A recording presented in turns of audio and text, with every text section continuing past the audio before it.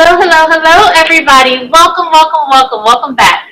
Today we are actually holding a special Women Warriors in Business video with the wonderful Brenda Hopper. This is our first interview for the Women Warriors in Business webinar series, and I could not be more excited. Okay, so I am going to go ahead and introduce the wonderful Miss Brenda B. Hopper. So Brenda B. Hopper is the Chief Executive Officer and State Director for the New Jersey Small Business Development Centers, which is who is putting this together today. So the NJSBDC network is part of a national partnership between federal and state governments, private sector, colleges, and universities. And we have 12 regional centers and 20 plus affiliate offices throughout the state, and we're headquartered at Rutgers Business School, Newark, and New Brunswick. Ms. Hopper holds a master's degree in finance and marketing from Rutgers Business School with an undergraduate major in economics and business from Rutgers College of Arts and Sciences. Ms. Hopper has appeared as a small business expert and guest lecturer on numerous television and radio programs and has presented at local and international small business conferences. She was raised in Newark, New Jersey, and is currently a resident of Hillside, New Jersey. Ms. Hopper, welcome to Women Warriors in Business, the interview. Thank you. Who is that person you just described? But thank you, Shai.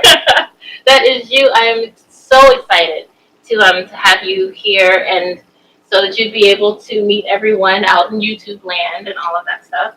And we're going to be talking about how we're able to impact women and young women moving forward through the Women Warriors in Business series and just in general.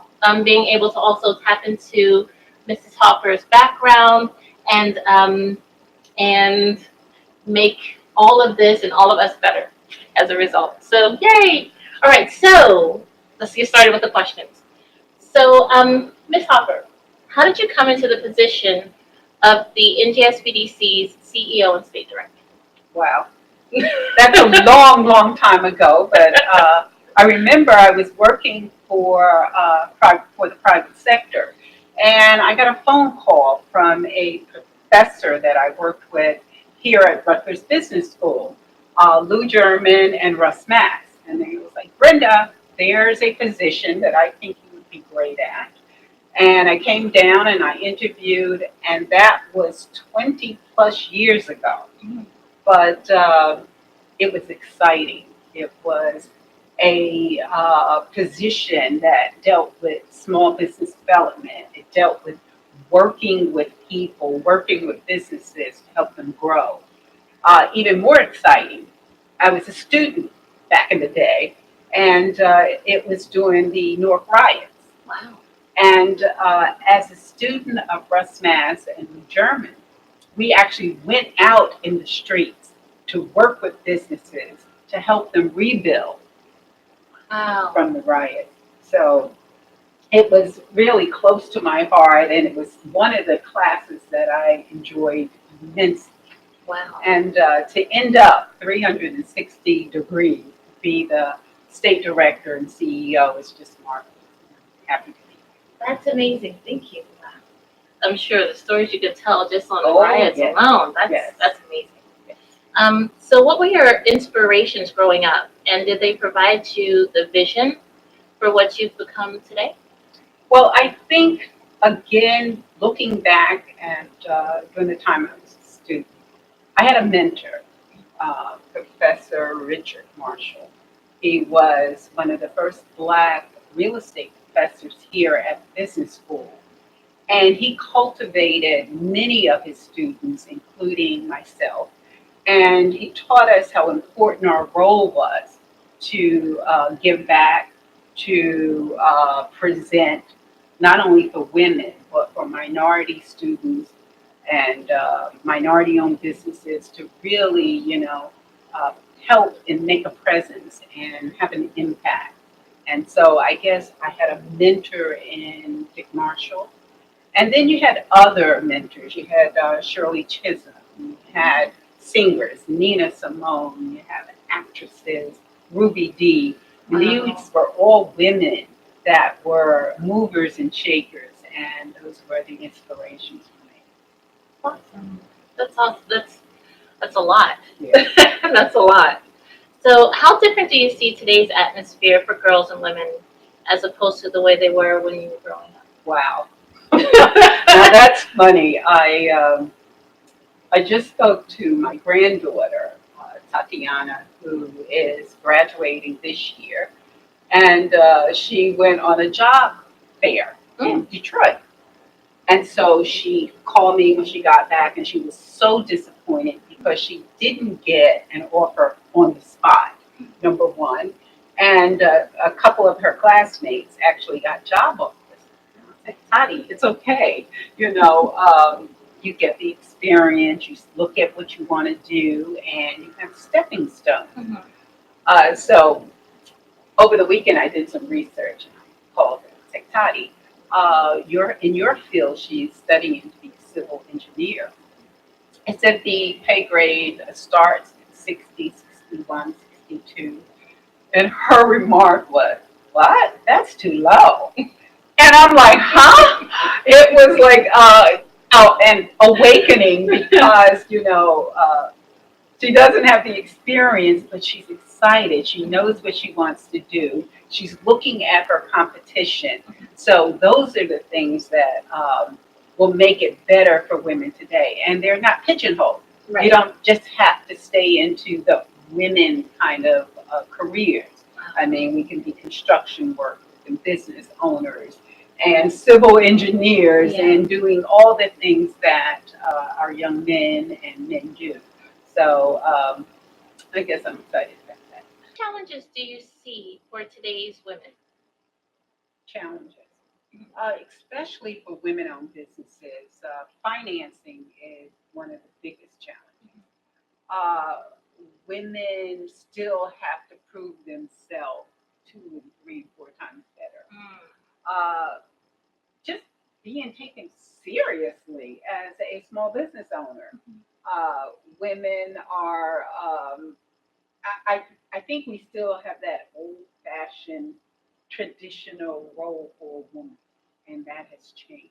Right. Women can do anything and everything. So we're still going through those challenges. It's getting better. It's getting better, but we're not there yet. Right. We're not there yet. If I want to open up a construction company, I should be taken just as serious as a male because I know my business. I understand the business. I understand in terms of operating that business and how to make that business grow. So, we just have to get over many of the old stereotypes of what a woman should do. Yeah. Yes. Yeah.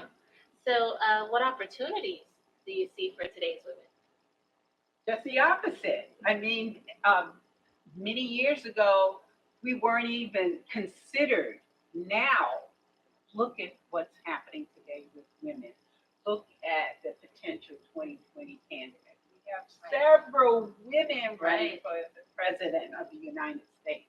So we are being taken serious now. And so now we have to, again, prove ourselves. But at the same time, we need to also get that respect that it's not just automatically a woman is considered a running mate as the vice president or running that company. She's not the CEO, but she's the CFO. It's changing. We can do anything and everything we want to do. We just have to have the knowledge. We have to have the understanding of how we navigate that road. And I just think just as there's challenges, there are opportunities, and we just need to make sure we take advantage of those. And own them. And own it. Yeah. Own it, yes. And if you could give your younger self a message, what would that be? Oh, wow. My younger self. Yes.